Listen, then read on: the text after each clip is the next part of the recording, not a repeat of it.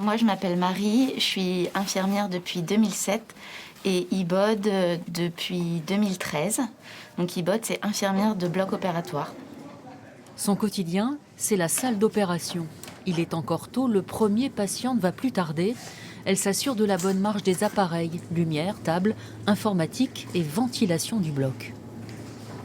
Pour vérifier que la ventilation fonctionne bien dans la salle, on peut mettre une feuille devant la grille de ventilation.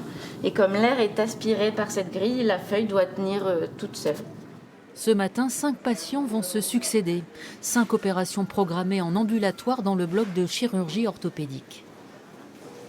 On vous opère de quoi, monsieur, aujourd'hui? La main. Celle-ci, du coup, la droite. Ok. Donc c'est sur quel doigt aujourd'hui qu'on retire la vis? Ok, ici. D'accord.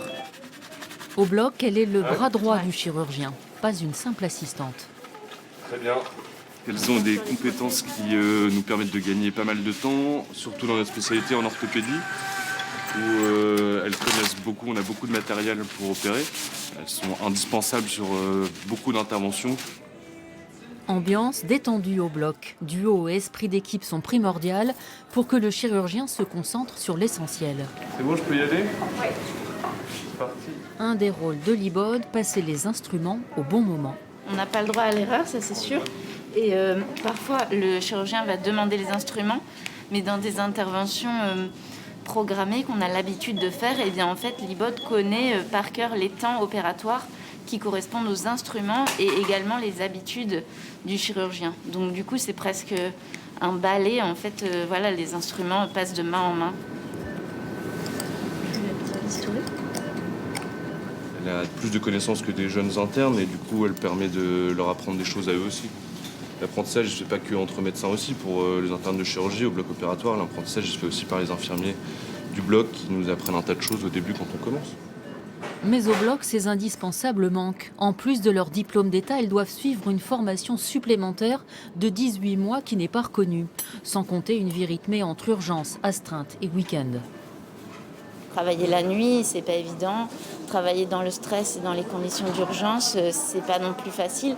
Et effectivement, les infirmiers, on aimerait bien être revalorisés parce que, par exemple, les infirmiers anesthésistes, eux, ils sont considérés Bac+5. Les infirmiers de bloc se battent pour être eux aussi Bac+5. Et on a l'impression, nous, de moins bien gagner notre vie.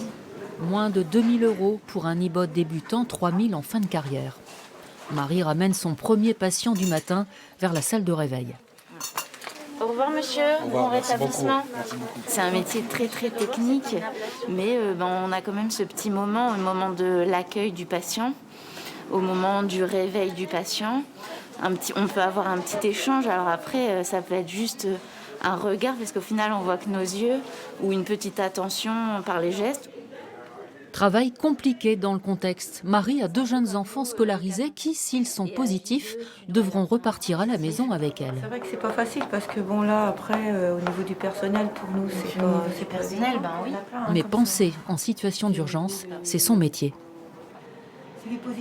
Humainement, je pense que c'est un métier qui apprend le vivre ensemble. L'empathie aussi, je pense que quand on est infirmière depuis des années, on travaille beaucoup son empathie. Après, la réactivité face aux situations d'urgence. On peut y aller, Marie? J'arrive. La pause ne s'éternise jamais.